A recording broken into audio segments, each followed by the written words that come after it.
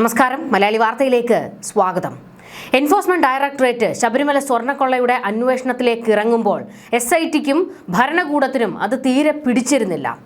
അതായത് അങ്ങനെ ഒരു അന്വേഷണത്തിന്റെ ആവശ്യമില്ല എന്നായിരുന്നു ഭരണകൂടം കോടതിയെ അറിയിച്ചത്. എന്നാൽ ഒരു ബദൽ അന്വേഷണം നടക്കട്ടെ എന്ന് കോടതി ഉത്തരവിട്ടതോടുകൂടി തലപിളരുന്ന അടിയാണ് കിട്ടിയത്.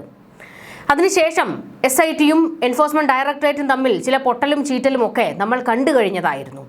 അതായത് ചില റിപ്പോർട്ടുകൾ ചോദിക്കുമ്പോൾ SIT അത് കൈമാറാതിരിക്കുക, ദേവസ്വം ബോർഡിൽ നിന്നും ചില വിവരങ്ങൾ കിട്ടാതിരിക്കുക, അത്തരത്തിലുള്ള പ്രതിസന്ധികളൊക്കെ എൻഫോഴ്സ്മെന്റ് ഡയറക്ടറേറ്റിന് മുൻപിൽ ഉയർന്നിരുന്നു. ആദ്യമൊക്കെ സംയമനം പാലിച്ച എൻഫോഴ്സ്മെന്റ് ഡയറക്ടറേറ്റ് പിന്നെ അങ്ങ് കൽപ്പിച്ചു. എത്രയും പെട്ടെന്ന് റിപ്പോർട്ടുകൾ മേശപ്പുറത്തെത്തണം എന്നതായിരുന്നു അവരുടെ ആവശ്യം. അപ്പോഴും ദേവസ്വം ബോർഡും SITയും കുലുങ്ങാതെയിരുന്നു. ഒടുക്കം ED ചെയ്തത് കോടതിയിലേക്ക് പോകുകയായിരുന്നു. അന്വേഷണവുമായി ബന്ധപ്പെട്ട് റിപ്പോർട്ടുകൾ കിട്ടുന്നില്ല, അത് എത്രയും പെട്ടെന്ന് തങ്ങൾക്ക് വേണം എന്നുള്ള ആവശ്യമായിരുന്നു കോടതിയിൽ ഉന്നയിച്ചത്. തുടർന്ന് കോടതി ഈ പറയുന്ന ദേവസ്വം ബോർഡിനെയും SITയെയും വിറപ്പിച്ചു. എന്തൊക്കെ രേഖകളാണോ വേണ്ടത് അതെല്ലാം കൊടുക്കണം എന്ന് കോടതി ഉത്തരവിടുകയായിരുന്നു. അതിനുശേഷമാണ് SIT ഒരു പൊടിക്ക് ഒന്ന് അടങ്ങിയത്. സത്യത്തിൽ ഇത് SIT ഉദ്യോഗസ്ഥരുടെ ഒരു ഗതികേട് കൂടിയായിരുന്നു. അതായത് പിണറായി വിജയനായിരുന്നു, അതായത് ഈ ഭരണകൂടത്തിന്റെ ഒരു എതിർപ്പ് എൻഫോഴ്സ്മെന്റ് ഡയറക്ടറേറ്റ് അന്വേഷണത്തിൽ ഉണ്ടായിരുന്നു. അതുകൊണ്ട് തന്നെ EDയെ പിടിക്കാത്ത ഭരണകൂടം SITയെ ഇറക്കി EDയെ ഒന്ന് മെരുക്കാനായിരുന്നു നോക്കിയത്. പക്ഷെ ഒന്നും ഏറ്റില്ല. എന്തൊക്കെയാണോ ED ചോദിക്കുന്നത് അതെല്ലാം കൊടുക്കേണ്ട ഒരു അവസ്ഥയിലേക്ക് ഇപ്പോൾ SIT എത്തിയിരിക്കുകയാണ്. EDയെ ഇവിടെ നിന്ന് തുരത്താൻ ആഭ്യന്തര വകുപ്പ് നന്നായിട്ട് കളിക്കുന്നുണ്ട്. പക്ഷെ ഒന്നും അങ്ങോട്ട് ഏൽക്കുന്നില്ല. ഈ അന്വേഷണത്തിൽ ഏറെ മുന്നിലേക്ക് എൻഫോഴ്സ്മെന്റ് ഡയറക്ടറേറ്റ് പോയിട്ടുണ്ട് എന്ന് ഉള്ളത് വ്യക്തമാക്കുന്നതായിരുന്നു ED ഇവിടെ നടത്തിയ റെയ്ഡ്. എന്നാൽ ഇപ്പോൾ ED വീണ്ടും SITയെ ഒന്ന് ചൂണ്ടുവിരലിൽ നിർത്തിയിരിക്കുകയാണ്. അറസ്റ്റിലായി ഇപ്പോൾ ജയിലിൽ കഴിയുന്ന പ്രതികളുടെ മൊഴി പകർപ്പുകൾ ഉടൻ കിട്ടണം എന്നുള്ള ആവശ്യമാണ് എൻഫോഴ്സ്മെന്റ് ഡയറക്ടറേറ്റ് ഉന്നയിച്ചിരിക്കുന്നത്. ഇത്തവണ പക്ഷേ ആ നേരത്തെ കൊമ്പ് SITക്കില്ല. എത്രയും പെട്ടെന്ന് ആ മൊഴി പകർപ്പുകൾ നൽകാമെന്ന് SIT വ്യക്തമാക്കിയിട്ടുണ്ട്. SITക്ക് പൂഴ്ത്തേണ്ട ചില രേഖകൾ ഉണ്ടായിരുന്നു, പക്ഷേ അതൊന്നും പൂഴ്ത്താൻ കഴിയില്ല. SITക്കല്ല, ഇവിടുത്തെ ഭരണകൂടത്തിനാണ്, ചില വമ്പന്മാർക്കാണ് ആ രേഖകൾ പൂഴ്ത്തേണ്ടത്. അതിനാണ് SITക്ക് മേൽ വലിയൊരു സമ്മർദ്ദമൊക്കെ നടക്കുന്നത്. പക്ഷേ അതൊന്നും എവിടെയും വില പോകുന്നില്ല.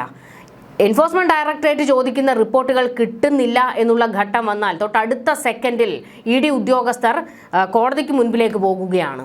അപ്പോൾ കോടതി ചോദിക്കും, എന്തുകൊണ്ടാണ് അവർ ചോദിക്കുന്ന റിപ്പോർട്ടുകൾ നിങ്ങൾ കൊടുക്കാത്തത്? എന്തെങ്കിലും ഭയമുണ്ടോ, ആർക്കെങ്കിലും ഭയമുണ്ടോ തുടങ്ങിയ ചോദ്യങ്ങൾ കോടതിയുടെ വായിൽ നിന്ന് വരും. അത് താങ്ങാൻ ശേഷിയില്ലാത്തത് കൊണ്ട് ഇപ്പോൾ SITയെ ഉപയോഗിച്ച് EDക്ക് കൊടുക്കേണ്ട റിപ്പോർട്ടുകളിൽ വലിയ സമ്മർദ്ദം ചെലുത്താനൊന്നും ഭരണകൂടം നിൽക്കുന്നില്ല.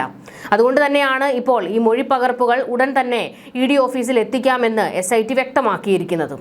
കൊള്ളയുമായി ബന്ധപ്പെട്ട് രേഖപ്പെടുത്തിയ മൊഴികളുടെ പകർപ്പ് SIT EDക്ക് ഉടൻ തന്നെ കൈമാറുമെന്നാണ് വിവരങ്ങൾ. പ്രതികളുടെ മൊഴികളും സാക്ഷിമൊഴികളുമാണ് നൽകുക.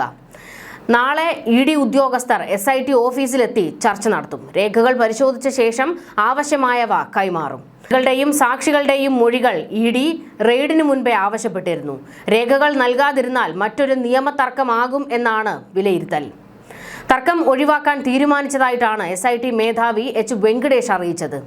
ED ആവശ്യപ്പെട്ട മൊഴികൾ നൽകാൻ തന്നെയാണ് SITയുടെ തീരുമാനം. ഇത് കൈമാറിയതിന് ശേഷമായിരിക്കും തുടർ നടപടികൾ. സംസ്ഥാന വ്യാപകമായി റെയ്ഡ് നടത്തിയ ED അടുത്ത നീക്കത്തിലേക്ക് കടക്കുകയാണ്. അതിന്റെ ഭാഗമാണ് ഈ മൊഴി പകർപ്പുകൾ ഇപ്പോൾ ഉടൻ വാങ്ങുന്നത്. ED ചിലരെയൊക്കെ അറസ്റ്റ് ചെയ്യാൻ സാധ്യതയുണ്ടെന്നുള്ള അഭ്യൂഹങ്ങളും നിലനിൽക്കുന്നുണ്ട്.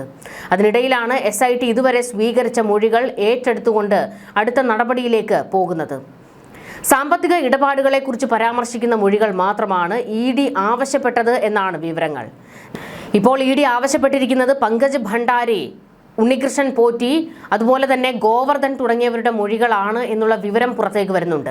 ഇക്കൂട്ടത്തിൽ വാസുവിന്റെയും പത്മകുമാറിന്റെയും ഒക്കെ ഉണ്ടോ എന്നുള്ള കാര്യത്തിൽ ഒരു സ്ഥിരീകരണം വന്നിട്ടില്ല. എന്തായാലും ഇവരുടെ മൊഴികൾ ഇപ്പോൾ അത്യാവശ്യമായ ഒരു ഘട്ടത്തിൽ വന്നു നിൽക്കുകയാണ് എന്ന് ED പറയുമ്പോൾ തിരക്കിട്ട് ഏതെങ്കിലും അറസ്റ്റിലേക്ക് കടക്കുകയാണോ എന്നുള്ളതാണ് വ്യക്തമാകുന്ന ഒരു ചോദ്യം. നമുക്കറിയാം, ശബരിമല സ്വർണ്ണക്കൊള്ളയുമായി ബന്ധപ്പെട്ട് കള്ളപ്പണ ഇടപാടുകൾ നടന്നിട്ടുണ്ടോ എന്നാണ് പ്രധാനമായും ED അന്വേഷിക്കുന്നത്. ഇത് കൂടാതെ രാഷ്ട്രീയക്കാർക്ക് ഇതിലുള്ള പങ്ക് എന്താണ്? ചോദ്യമാണ്.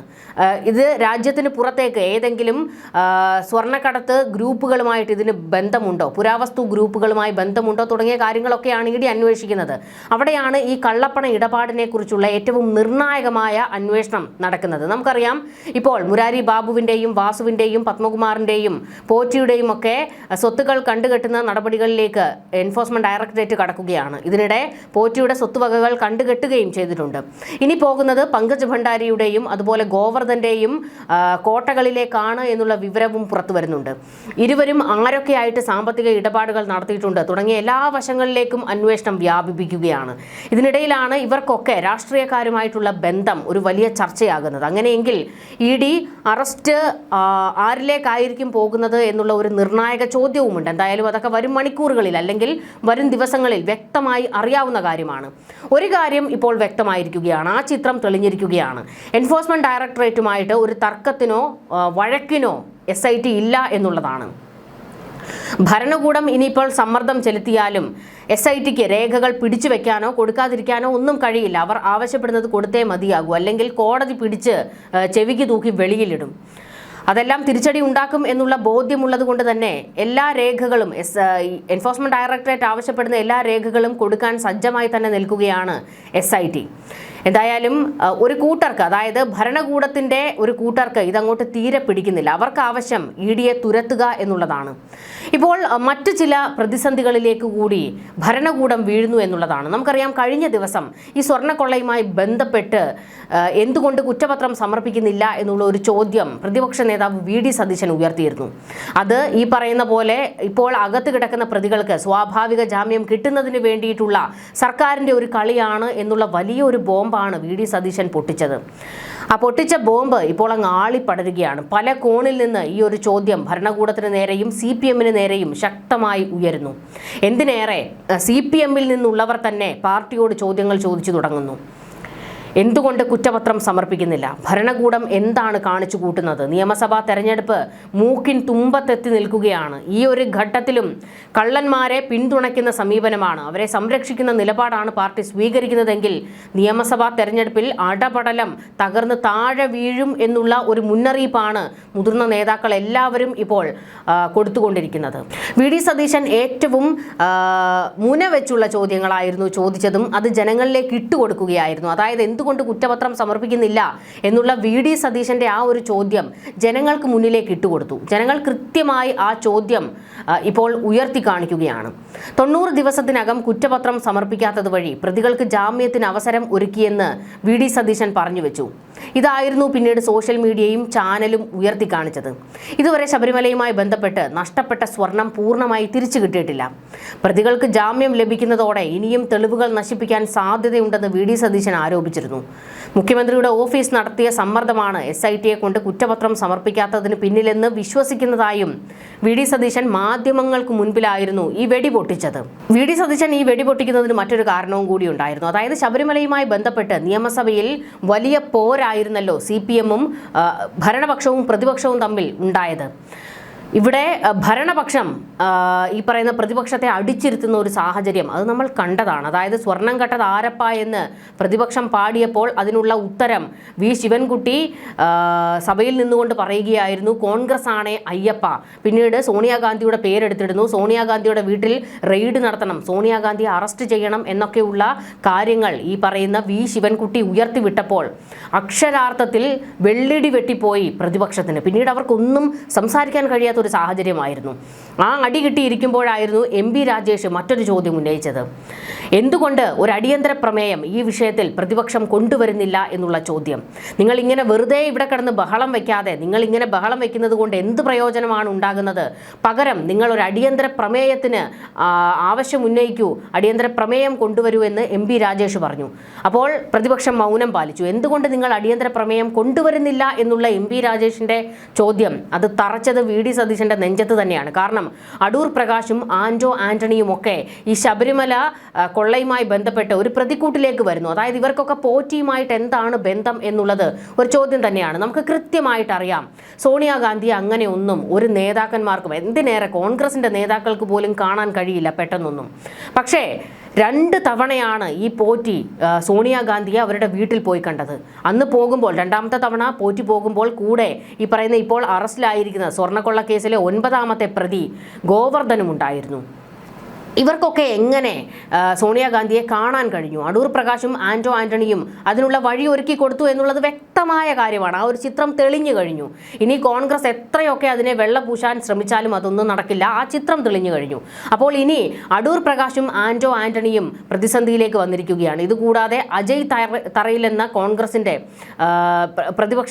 പ്രതിപക്ഷ നിരയിലെ ഒരു നേതാവ് കൂടി അടപടലം പെട്ടിട്ടുണ്ട്. ഇവർക്കൊക്കെ ഈ കൊള്ളയിൽ പങ്കുണ്ട്, പോറ്റിയുമായി ബന്ധമുണ്ട് എന്നുള്ള ഒരു ചോദ്യം കൃത്യമായി അതിൻ്റെ എല്ലാ വശവും വലിച്ച് നിയമസഭയിലിടാൻ ഭരണപക്ഷത്തിന് കഴിഞ്ഞു. അതോടുകൂടിയായിരുന്നു ഗ്യാസ് പോയതുപോലെ പ്രതിപക്ഷം നിയമസഭയിൽ നിന്ന് ഇറങ്ങി ഓടിയത്.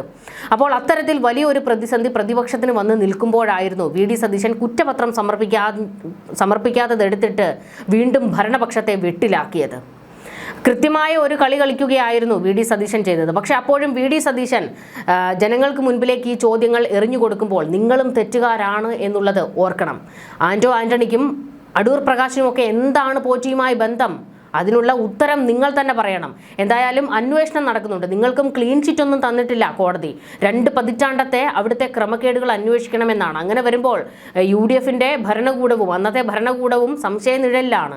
അന്നത്തെ ദേവസ്വം ബോർഡ്, UDFന്റെ ദേവസ്വം ബോർഡിന് ക്ലീൻ ചിറ്റ് ഒന്നും കോടതി കൊടുത്തിട്ടില്ല. അപ്പോൾ അതുകൊണ്ട് നിങ്ങൾ എത്രയൊക്കെ ഈ പരസ്പരം ചെളിവാരി അങ്ങോട്ടും ഇങ്ങോട്ടും എറിയാൻ ശ്രമിച്ചാലും കേരളത്തിലെ ജനങ്ങൾക്ക് ഇതിനെക്കുറിച്ച് കൃത്യമായ ഒരു ധാരണ വന്നിട്ടുണ്ട്. അതിനിടയിൽ ഒരു സ്വയരക്ഷയ്ക്ക് വേണ്ടി കണ്ടെത്തിയതായിരുന്നു വി.ഡി. സതീശൻ ഈ കുറ്റപത്രം സമർപ്പിക്കാത്ത വിഷയം. ഇടക്കാല കുറ്റപത്രം പോലും സമർപ്പിക്കാതെ നീണ്ടുപോകുന്നത് കുറ്റവാളികൾ മുഴുവൻ ജയിലിൽ നിന്ന് പുറത്തിറങ്ങുന്നതിന് കാരണമാകും. അന്വേഷണത്തിന്റെ റഡാറിൽ നിൽക്കുന്ന ആളുകൾക്ക് കൂടി അവർ അറസ്റ്റ് ചെയ്യപ്പെട്ടാൽ ജാമ്യം ലഭിക്കുന്നതിന് ഈ ജാമ്യം കാരണമായി മാറും. SITയുടെ മേൽ വലിയ തോതിലുള്ള സമ്മർദ്ദമാണ് മുഖ്യമന്ത്രിയുടെ ഓഫീസിൽ നിന്നുള്ളത് എന്ന ആരോപണം വീണ്ടും ആവർത്തിക്കുകയായിരുന്നു വി.ഡി. സതീശൻ. അത് ശരിവെക്കുന്നതാണ് കോടതിയുടെ നിരീക്ഷണം. അന്വേഷണം മന്ദഗതിയിലായിട്ടുണ്ടെന്നാണ് കോടതി പറഞ്ഞത്. ഇതുവരെ SITയെ ഞാൻ കുറ്റപ്പെടുത്തിയിട്ടില്ല.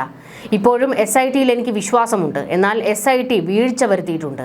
കാരണം 90 ദിവസത്തിനുള്ളിൽ കുറ്റപത്രം സമർപ്പിച്ചില്ലെങ്കിൽ കുറ്റവാളികൾക്ക് സ്വാഭാവിക ജാമ്യം ലഭിക്കുമെന്നും അവർ പുറത്തിറങ്ങിയാൽ ഇനിയും തെളിവുകൾ നശിപ്പിക്കാൻ സാധ്യതയുണ്ട് എന്നുള്ള യാഥാർത്ഥ്യം ഉള്ളതുകൊണ്ടാണ് കോടതി അല്ലാതെയുള്ള ജാമ്യം അവർക്ക് നിഷേധിച്ചത്. കോടതി അല്ലാതെയുള്ള ജാമ്യം ആർക്കും നൽകിയിട്ടില്ല. കേസിൽ ഹൈക്കോടതിയും സുപ്രീം കോടതിയും വരെ ശക്തമായ നിരീക്ഷണമാണ് നടത്തിയിട്ടുള്ളത്. അയ്യപ്പന്റെ സ്വർണം കട്ടിട്ട് ജാമ്യത്തിന് വരികയാണോ എന്നായിരുന്നു കോടതി ചോദിച്ചത്.